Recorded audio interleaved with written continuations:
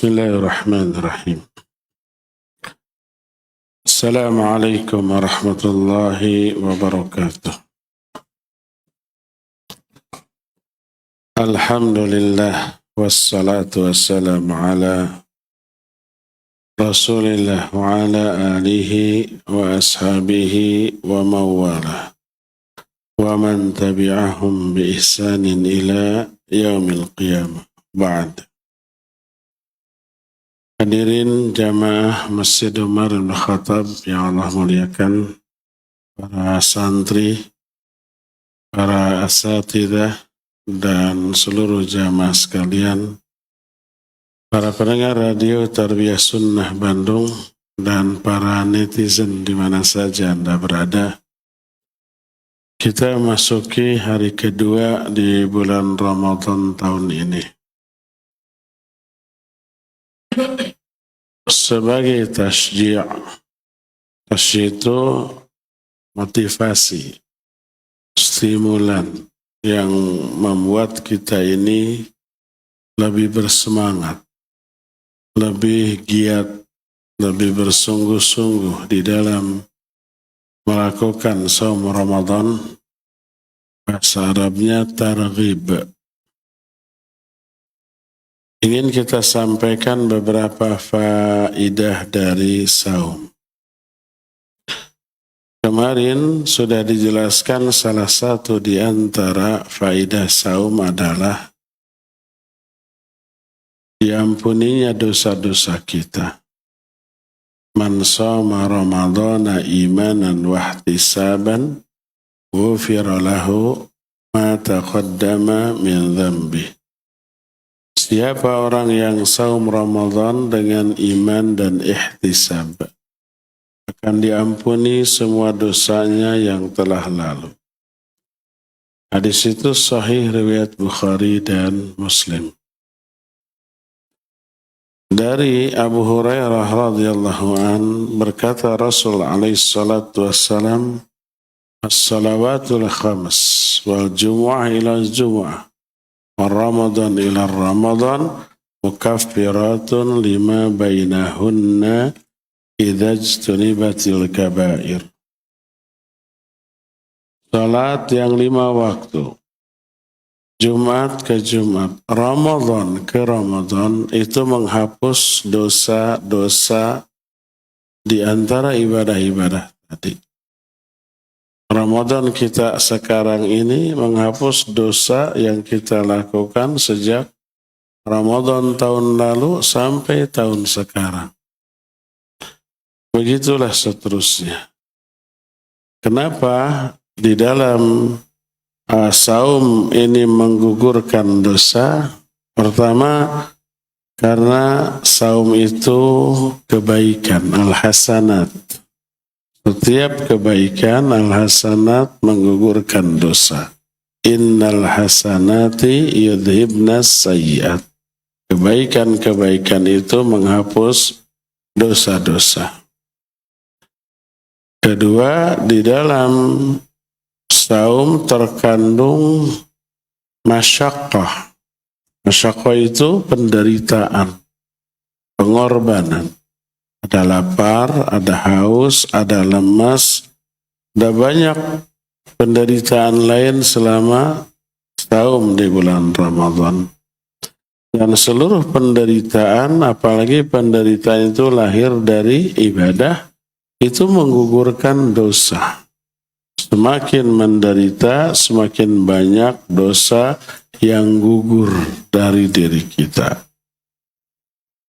Yang ketiganya, selama saum kita ini didoakan ampunan oleh para malaikat. Selama saum, malaikat ini mendoakan, Allahumma gfir lahum, Allahumma arhamhum. Ya Allah ampuni mereka, Ya Allah rahmati mereka. Begitu terus. Dan doa malaikat ini pasti dikabulkan oleh Allah Azza wa Jalla. Sedangkan dihapuskannya dosa berarti selamatnya orang itu dari api neraka. Karena penyebab orang diazab adalah dosa. Begitu dosa dihapus, maka ancaman neraka pun di-cancel. Makanya saum ini disebut menjauhkan pelaku dari saum tersebut dari api neraka. Ma min abdin yasumu yawman fi sabilillah illa ba'ada Allahu bidzalika wajhahu 'anin nari sab'ina kharifa. Tak ada seorang pun hamba yang saum sehari saja di jalan Allah, kecuali Allah akan jauhkan wajah orang itu dari api neraka sejauh 70 tahun perjalanan. Dalam riwayat lain, man shoma yauman fi sabilillah ja'alallahu bainahu wa bainan nar khandaqan kama bainas sama'i wal ardh. Siapa yang saum sehari saja, Allah akan menjauhkan, Allah akan membuat parit yang memisahkan antara orang itu dari api neraka sejauh jarak langit dan bumi. Dan banyak lagi keterangan lain yang menjelaskan bahwa saum itu bisa menyelamatkan dari api neraka. Tak heran kalau saum itu disebut dengan sebutan junnah. Apa itu junnah? Junnah itu tameng perisai dari api neraka.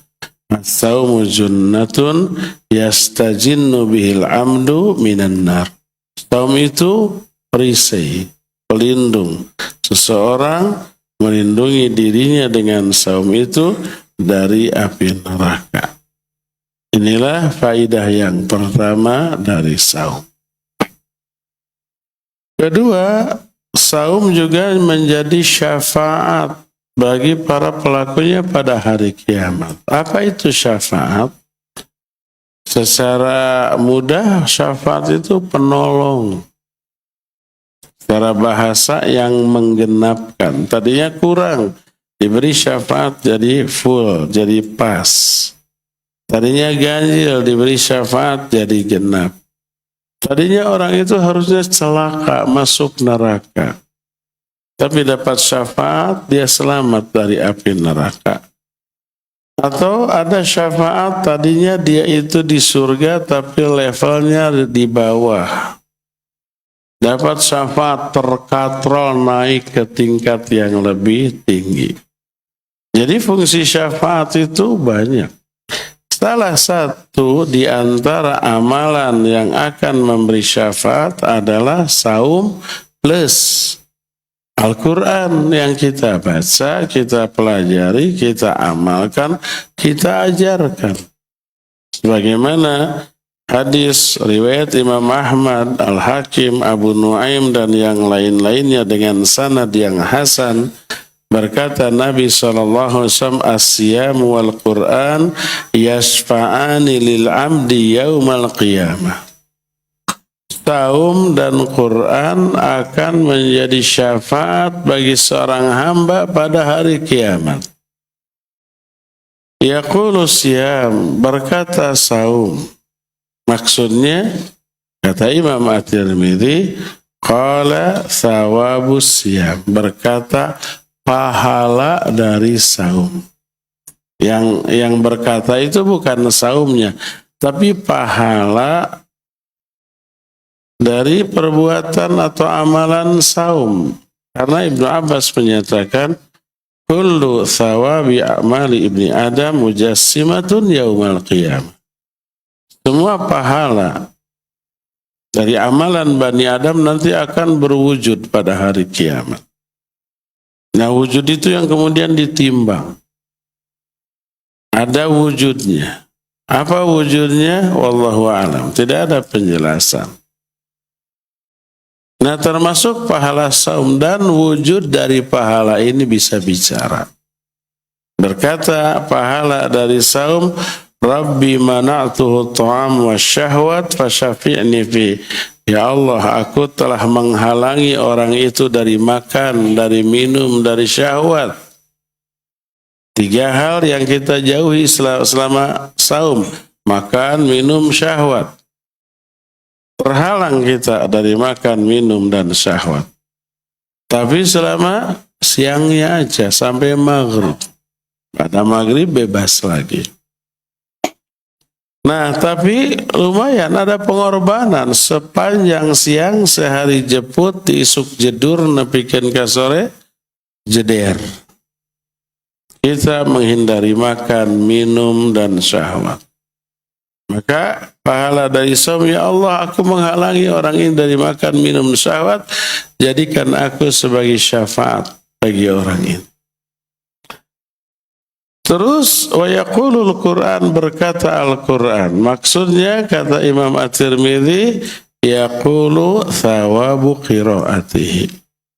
Berkata pahala dari bacaan Al-Quran. Bukan Qurannya itu sendiri yang berbicara, tapi pahala dari amalan membaca Al-Quran. Pahala bacaan Quran berkata, Rabbi mana'tuhun naum bil-laili fasya'fini fihi. Ya Allah, aku menghalangi orang ini dari tidur semalaman. Orang ini enggak tidur karena membaca Al-Quran.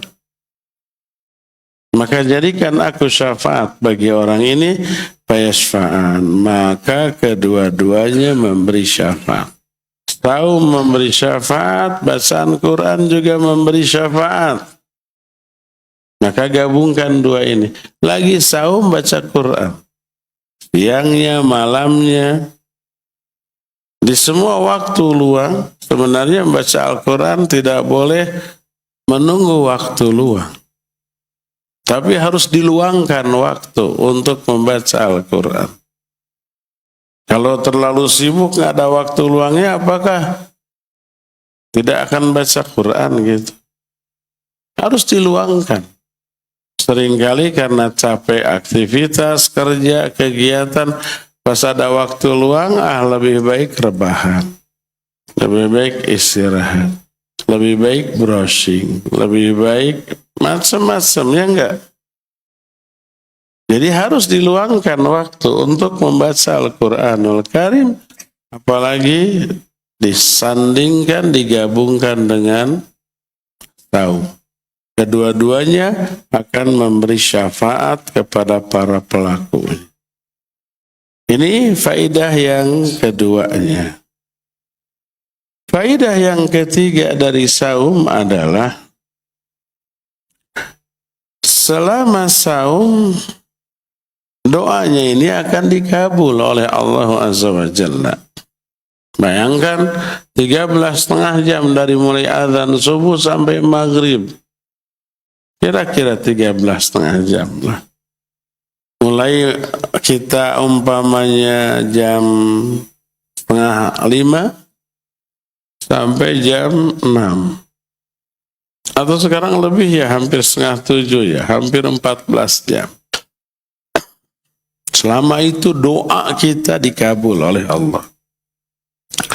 Sebagaimana sabda Rasul sallallahu alaihi wasallam dalam hadis yang diriwayatkan oleh Imam Al-Bazzar, Imam Ahmad dan yang lain-lain dengan sanad yang sahih.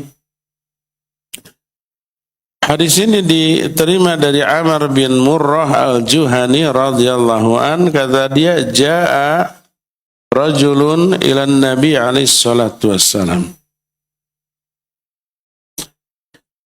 Bukan itu. Nabi SAW bersabda, inna lillahi fi kulli yaumin wa laylatin utuqa'a minan nar fi syahri Ramadan.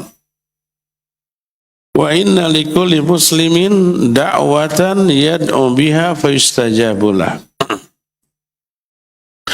Sesungguhnya Allah setiap hari dan setiap malam, siangnya dan malamnya, membebaskan beberapa orang hamba dari api neraka.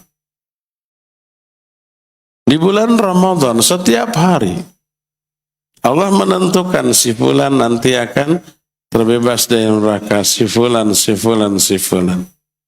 Siapa orang ini? Orang-orang yang sungguh-sungguh dalam melakukan ibadah di bulan Ramadan. Dijamin dibebaskan. Terus setiap muslim selama saumnya punya doa yang apabila mereka berdoa selama saumnya, maka akan diijabah oleh Allah Azza wa Jalla. Karena itulah maka perbanyak doa selama saum. Dari mulai kapan? Ya mulai selesai sholat subuh. Lagi apapun kita berdoalah. Ibu-ibu lagi ngiris bawang di dapur daripada ngecebrok tidak karuan. Silakan ngiris bawang sambil berdoa, sambil nyapu, sambil ngepel, dan seterusnya. Maka akan diijabah oleh Allah Azza wa Jalla.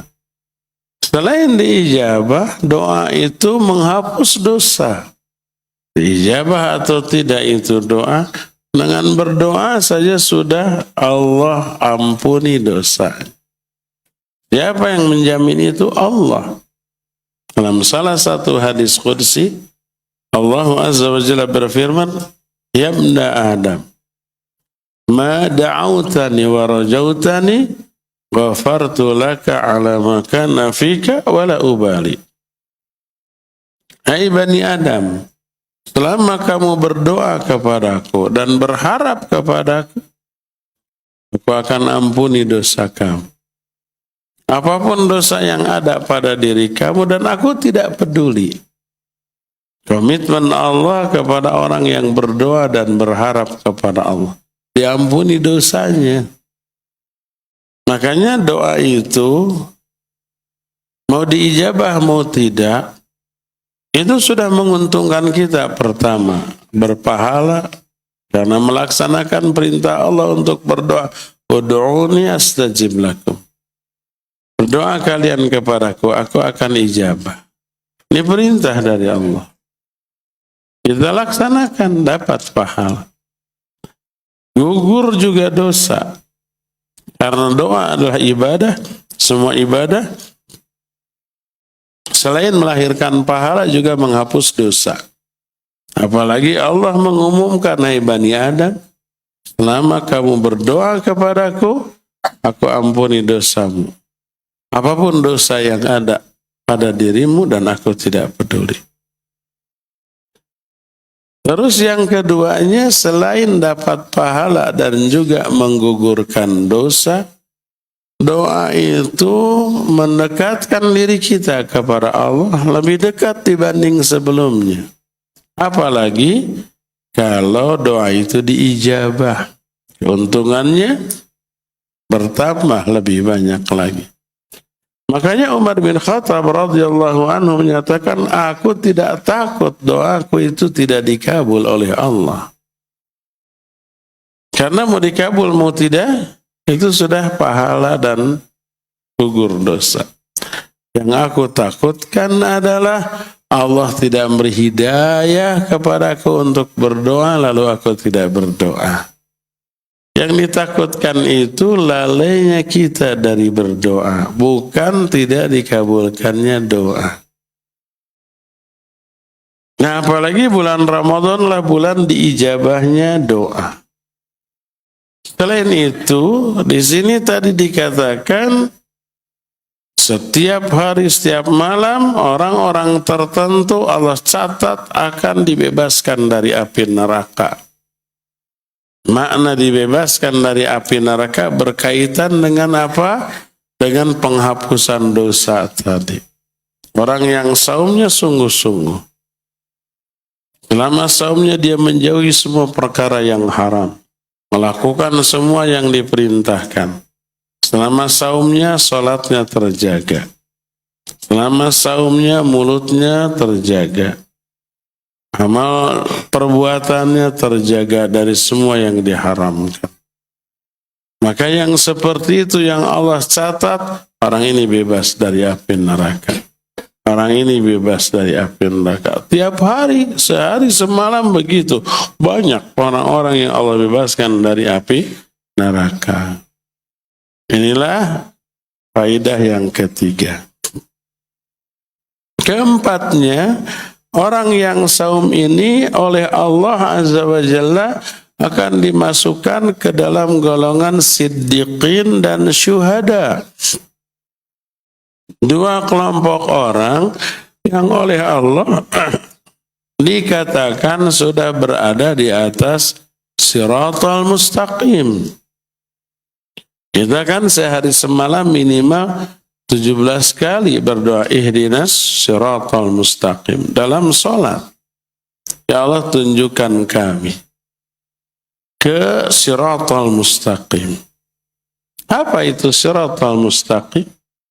Oleh Allah diterangkan siratal ladzina an'amta alaihim.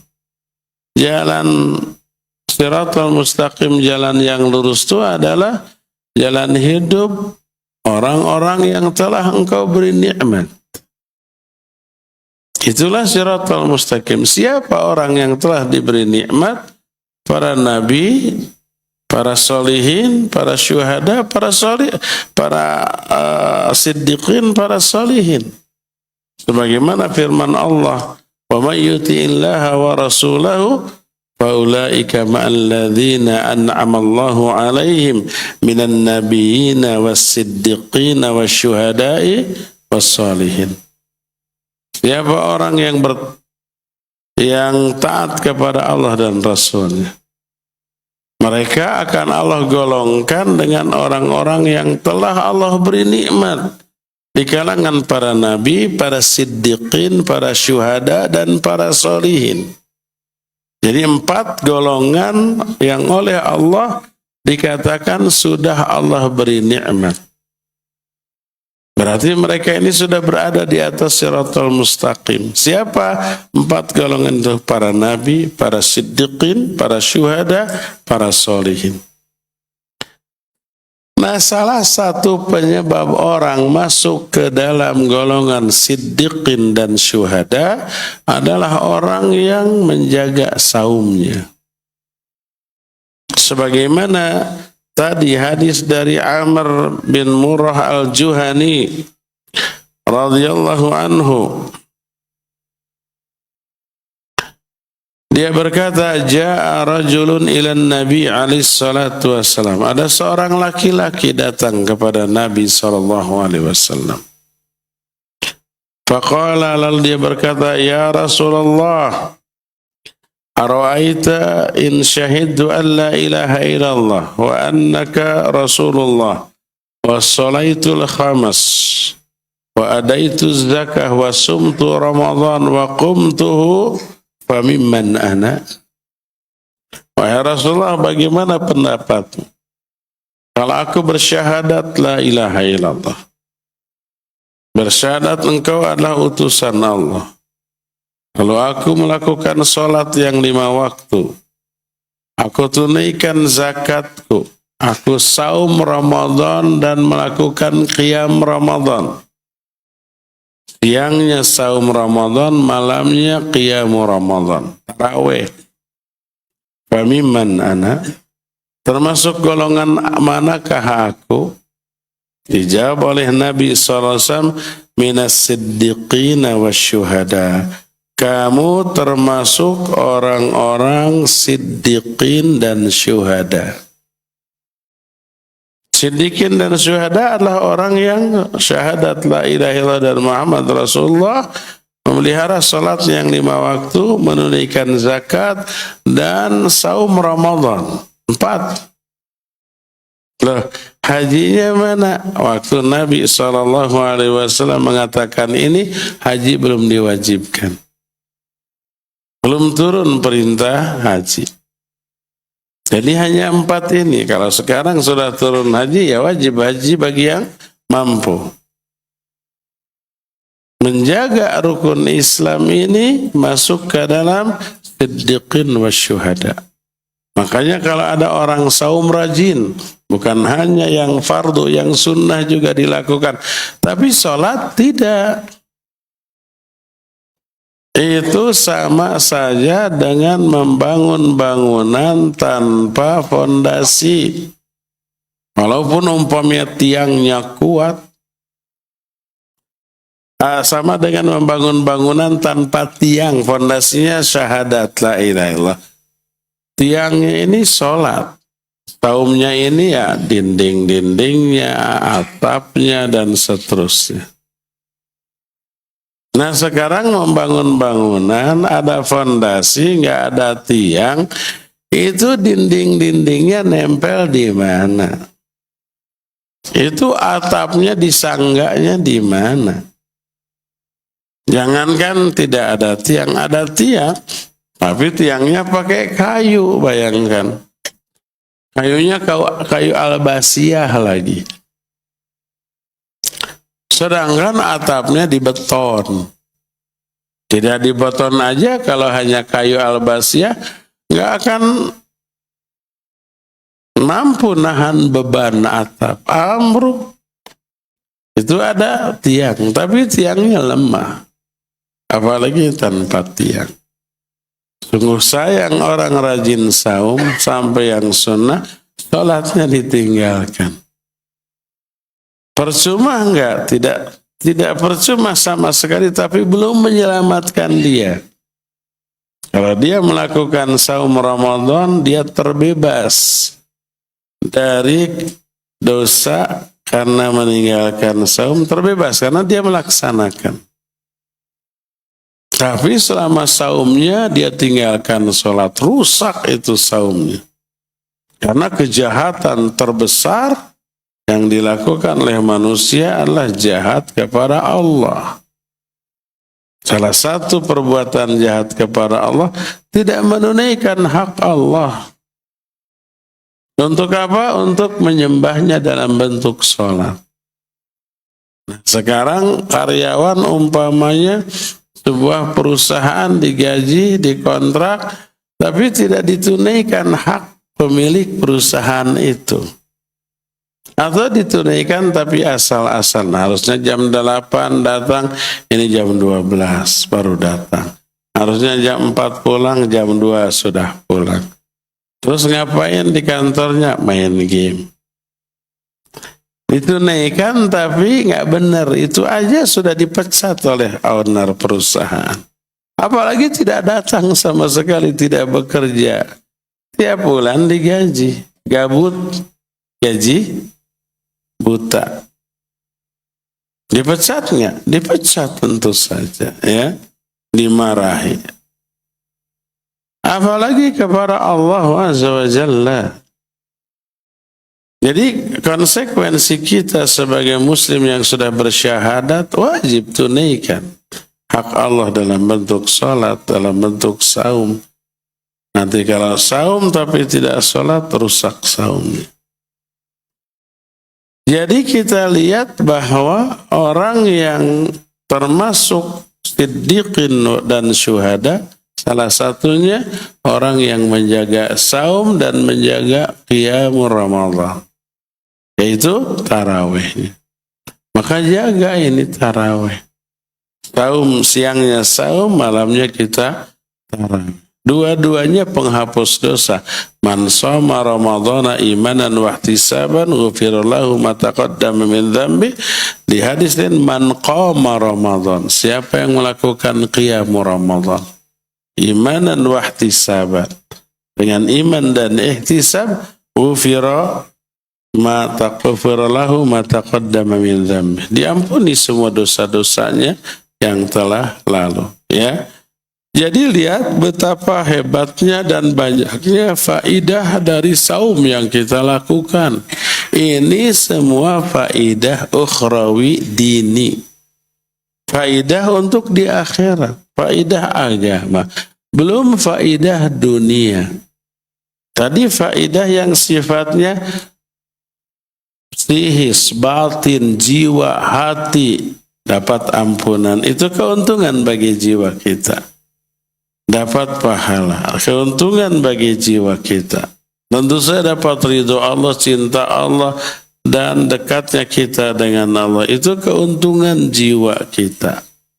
Dibebaskan dari api neraka, dimasukkan ke dalam surga. Nah, selain ukhrawi, ada manfaat duniawi. Manfaatnya itu multidimensi.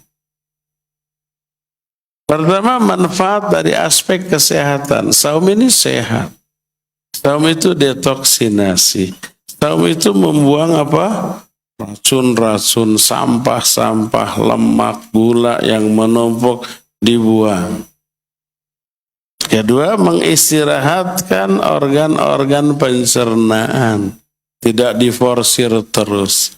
Dan itu menyehatkan semua pihak, termasuk kedokteran modern ataupun kedokteran yang jadul, klasik gitu. Semuanya menyatakan saum itu menyehatkan, baik bagi tubuh, selain baik bagi jiwa, ya. Terus efeknya berat badan bisa turun. Dan seterusnya dan seterusnya.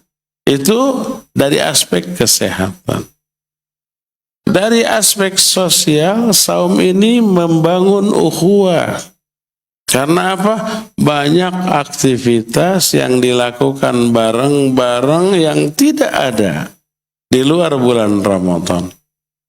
Ada buka saum bersama, ada infak dan sedekah untuk buka saum bersama dari orang-orang yang rizkinya lebih. Ada tarawih bersama, ada kajian bersama, ada itikaf bersama. Itu membangun ukhuwah, menjalin persahabatan, pertemanan, persaudaraan. Secara sosial terbentuk komunitas. Dan banyak lagi keuntungan-keuntungan ukhrawi dan duniawi yang lahir dari saum. Karena itulah maka adanya bulan Ramadan yang diwajibkan saum di dalamnya merupakan anugerah besar bagi kita untuk keuntungan dunia ataupun akhirat, keuntungan pribadi ataupun keuntungan sosial, termasuk keluarga, sahur dan bukanya bareng-bareng. Kalau hari-hari biasa masing-masing cuma ngambil nasi, ada yang di kamarnya, ada yang di ruang tamu, ada yang di meja makan, macam-macam. Masing-masing tidak bareng-bareng. Zaman sekarang begitu. Kalau zaman saya masih anak-anak seperti kalian, setiap makan tuh bareng, sarapan. Dulu mah ada 2 kali ya. Makan sarapan itu sekitar, kalau nggak sekolah ya, jam 8, jam 9. Makan lagi nanti habis asar, bareng-bareng. Tidak pernah masing-masing. Ada kebersamaan. Kalau sekarang kan rata-rata masing-masing ya. Semaunya, pokoknya yang penting makanan sudah tersedia. Ada yang jam 7, jam 8, ada yang jam 6 sarapannya. Makan siang masing-masing, duduk sendiri, bawa ke kamar makan. Kan begitu. Kurang kebersamaan. Tapi di bulan Ramadan sahurnya bareng dan bukanya juga bareng. Ada kebersamaan, ya. Itulah beberapa faidah yang kita bisa ambil dari saum Ramadan. Cukup kajian ini sampai di sini dan kita masih punya sisa waktu untuk tanya jawab. Wa sallallahu ala nabiyina Muhammadin wa ala alihi wa ashabihi wasallam. Cung yang mau nanya, siapkan mic. Tidak ada yang mau bertanya? Aneh hari kamar ngacung. Bagus Nadi. Hidupkan dulu.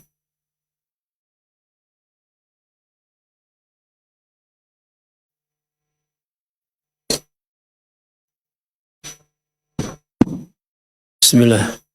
Ustaz, berkaitan dengan hadis yang menyatakan bahwa barang siapa yang saum 1 hari maka akan jauh 70 perjalanan. Apakah itu hanya saum di bulan Ramadan? Itu aja Ustaz. Iya. Saum tersebut umum, makanya disebut sauman. Dengan mufrad dan nakirah. Mufrad dan nakirah. Nakirah itu maknanya dengan tanwin.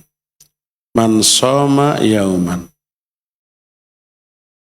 Siapa orang yang saum sehari aja, kapan saja.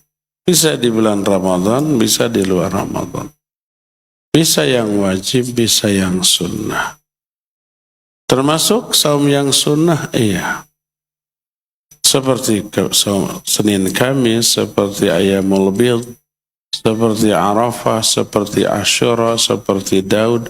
Pokoknya saum-saum sunnah apapun yang dilakukan lillahi ta'ala itu terkena dengan hadis ini. Makanya Nabi SAW tidak menyebut man soma yauman fi Ramadan, tidak begitu. Siapa yang saum sehari saja di bulan Ramadan, enggak begitu. Tapi man soma yauman. Siapa yang saum sehari? Kapan saja, tidak dibatasi. Makanya diungkapkan dalam bentuk mufrad nakirah, itu umum makna. Ya, kapanpun, baik yang fardu ataupun yang sunnah. Dan ini targhib, stimulan, motivasi bagi kita untuk memperbanyak saum, termasuk saum yang sunnah. Kalau yang fardu tidak bisa diperbanyak. Siapa yang nambah yang fardu menjadi lebih dari sebulan, ya berarti nama-nama agama. Ya, ambil. Jadi yang sunnah ya bisa diperbanyak. Sini. Wallahu a'lam. Ya, ada yang tanya lagi, bapak-bapak.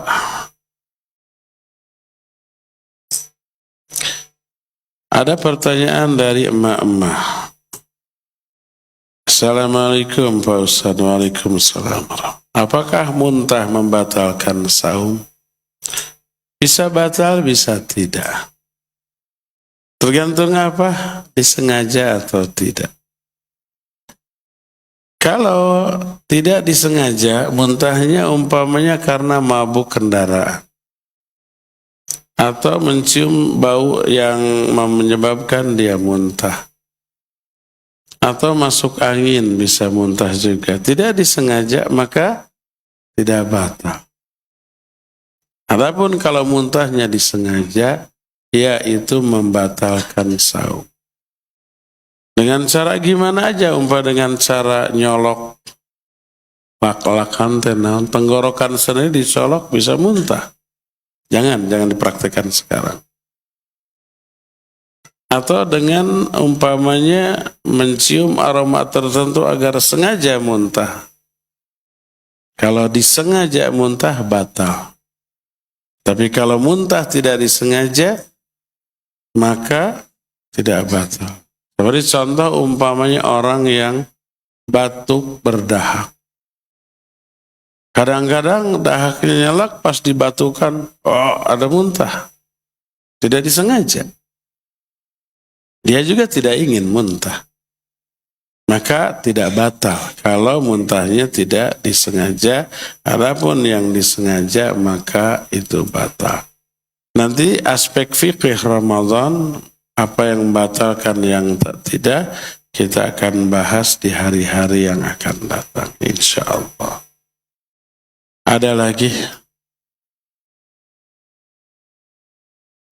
Mana mic Pak Yusuf?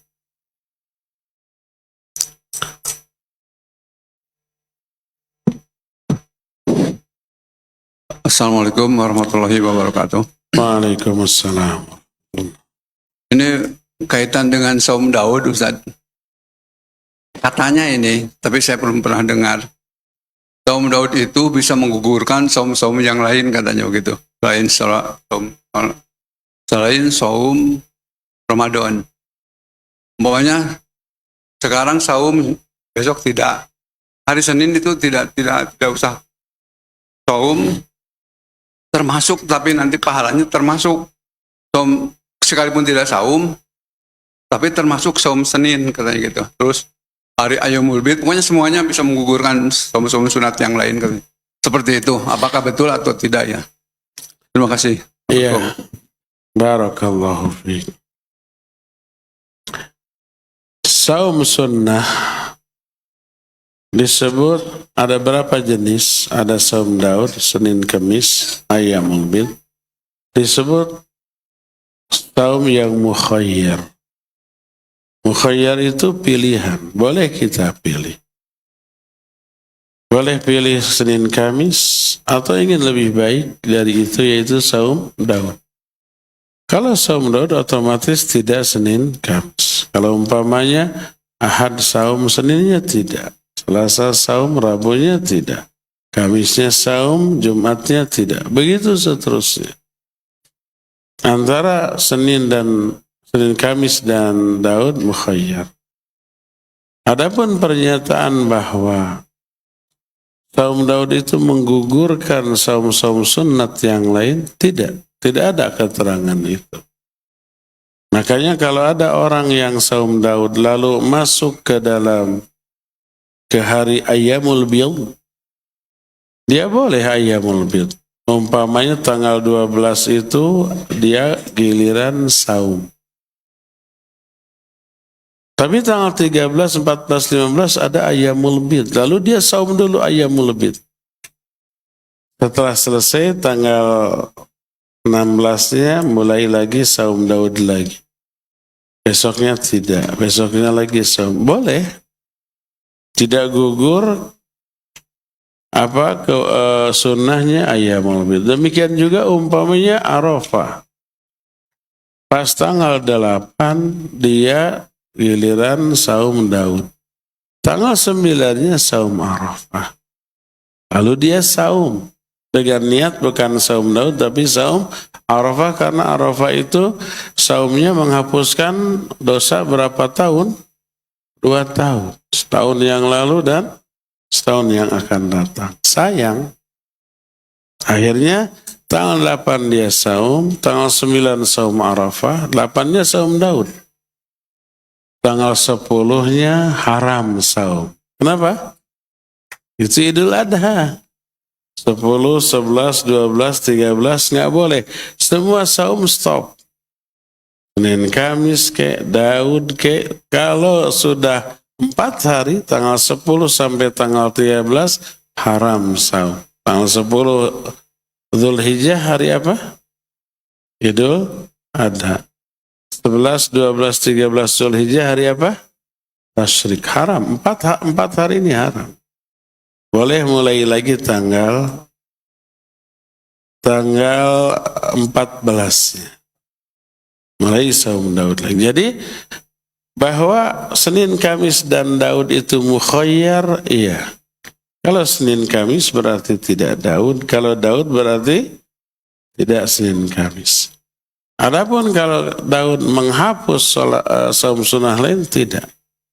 Boleh saum Daudnya tanggal 8 saum, tanggal 9-nya saum Arafah. Atau tanggal bulan Muharram umpamanya tanggal 9 kegiliran saum, tanggal 10-nya hari Asyura saum lagi. Tapi bukan Daud, tapi Asyura. Nah tanggal 11-nya Daud lagi. Boleh. Ya.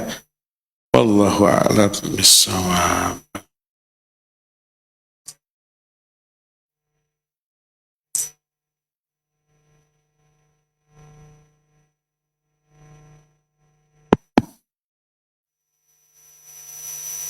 Dari YouTube Ustadz, dari Bapak Budi Sarto, bagaimana dengan orang yang tetap berbuat dosa padahal sudah puasa siangnya?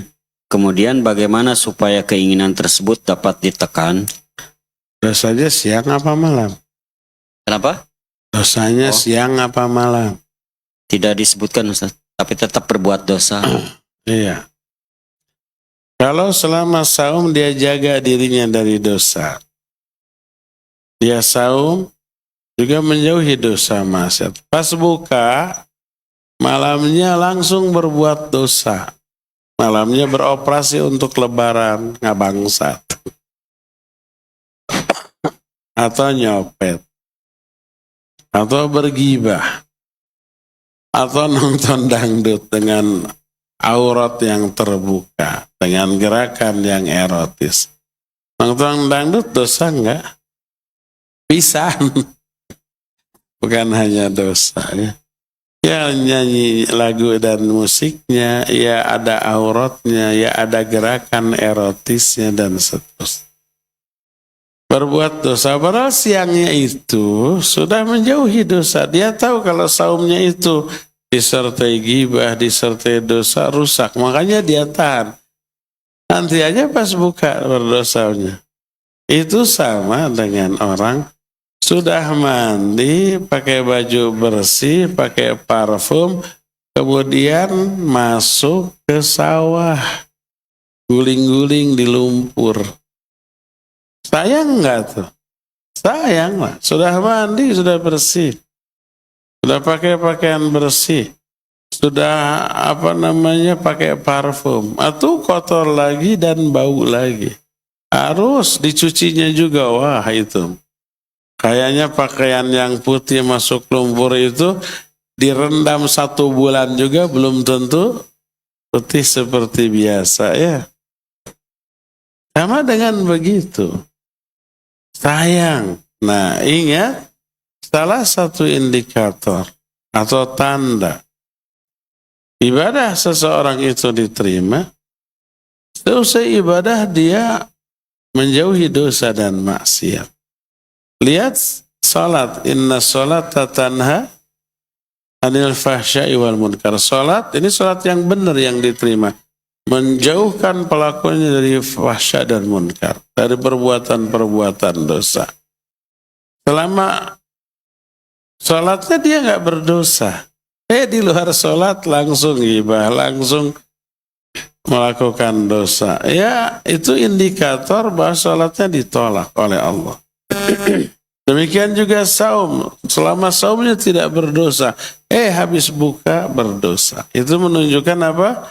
Saumnya tadi itu rusak. Kalau benar, setelah saumnya nggak akan dosa. Ya, selama mandi, bersih, semua celah-celahnya itu digosok gitu. Bersih, wangi, gosok gigi, pakai sampo, fresh, seger, pakai parfum, semprot, langsung masuk lumpur lagi. Kan sayang. Seolah-olah bekas mandinya itu hilang seketika ya. Jadi jangan sampai dirusak ibadah kita dengan dosa yang dilakukan setelah. Imam Ibn Rajab menyatakan qala ba'dus salaf. Telah berkata salah seorang ulama salaf, man amila hasanah thumma atba'aha bis-sayyi'ah fadzalika alamatu raddil hasanatil ula wa adabi qabuliha. Siapa orang yang berbuat baik ibadah lalu diikuti dengan perbuatan buruk dosa, maka perbuatan dosa itu tanda perbuatan baik tadi ditolak dan tidak diterima oleh Allah ya. Jadi hendaklah hati-hati. Ada lagi? Satu lagi Ustaz, dari Umu Atfal. Assalamualaikum Ustaz, izin bertanya. Apakah wanita lebih afdol sholat tarawih di rumah atau di masjid? Barakallahu fiik. Ya wa fiki barakallah. Kalau di jalan dan di masjidnya aman dari fitnah, terus di masjidnya itu lebih utama sholatnya karena imamnya tartil baca, tajwid makhrajnya, lagunya enak dan agak panjang tumanina. Kalau kita di rumah paling kulhu lagi. Kalau kita di rumah umpamanya 20 menit beres. Malah ada yang 23 rakaat 7 menit beres ada ya. Tapi kalau di masjid imamnya bacaannya enak, berjamaah, tartil, kemudian agak lama, hampir sejam, lebih enak ke jiwa, sebaiknya di masjid. Kalau aman dari fitnah. Di jalannya ataupun di masjidnya ya. Adapun kalau di masjidnya, baru dak gorowokan, tidak tartil, imamnya juga bacaannya nabrak-nabrak kaidah tajwid makhrajnya, kemudian ngebut. Asa teu para ruguh, safnya dibiarkan acak-acakan. Maka sudah lebih baik untuk wanita di rumah saja. Wallahu a'lam. Cukup ya sampai di sini. Insyaallah kita akan lanjut besok pada sholat subuh. wa sallallahu ala nabiyina Muhammadin wa ala alihi wa ashabihi wasallam.